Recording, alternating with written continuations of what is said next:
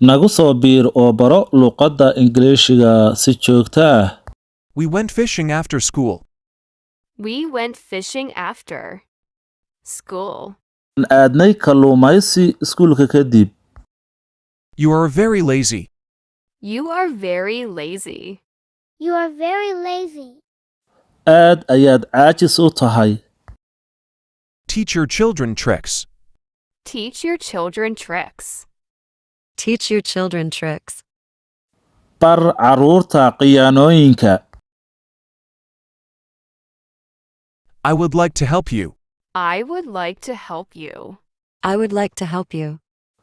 Waxaan jeclaan lahaa inaan ku caawiyo. I will not take it from you. I will not take it from you. I will not take it from you.